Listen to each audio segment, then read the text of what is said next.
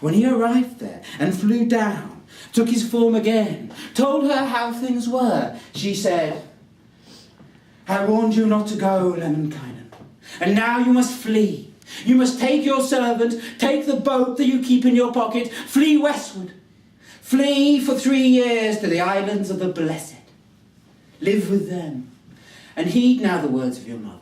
Remember that in the islands of the blessed they are virtuous folk.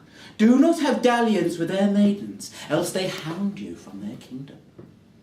Well, Lemminkainen went down with his servant, took out his boat, sailed to the westward. For 3 months he sailed, till he came to the Isles of the Blessed.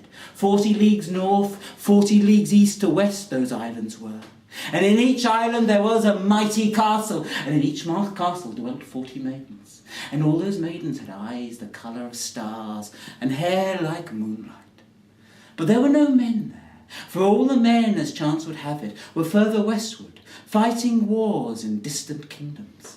And seeing that, Lemminkainen strolled along the strand, took out his holy lute, started to sing songs. Songs of adventure, songs of treasure, songs of war, songs of glory. So some handsome Lemminkainen.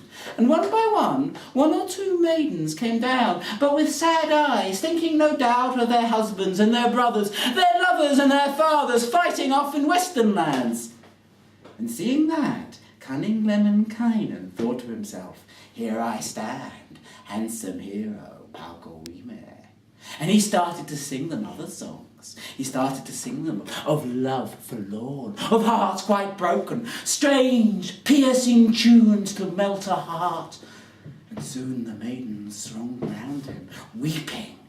And seeing that, cunning Lemminkainen, handsome hero, Palkowime, changed his note one more time, started to sing them songs of love regained, of beauty, of praise, of joy he sang them. And they carried him off to a nearby castle, granted him many favours. And so dwelt with them the laughing Lemminkainen, forgetting the words of his mother, dwelt with them in a minstrel's way, going from castle to castle, and in each castle he was granted favour. To all the castles he came, save one. Set it was on the great crags of the north, where there dwelt a certain wall-eyed spinster, bitter in her fate amongst those many maidens.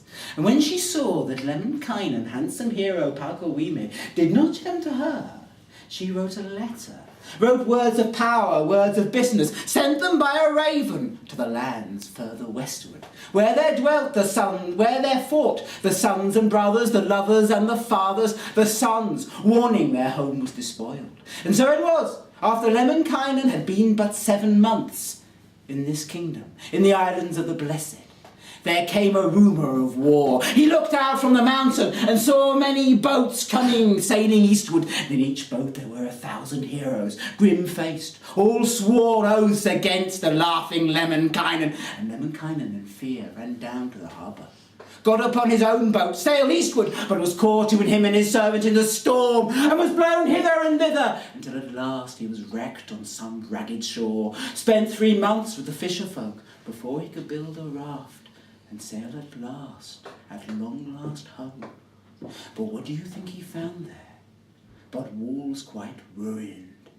For the creatures of the northern lands had come, and it seemed to him that time had become longer, while he had dallied in the islands of the blessed, and sad-eyed he sat in his hall, wondering what was to pass.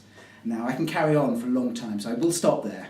I'll just tell you how it ends. He meets his mum. It's been 7 years, not 7 months, because time is different. He meets his mum, and his mum says it's the 1,000 warriors. He goes northward to try and get his revenge, and it's made so cold he comes home and says, "I'm going to build another house." And that's the end of the story. That's the second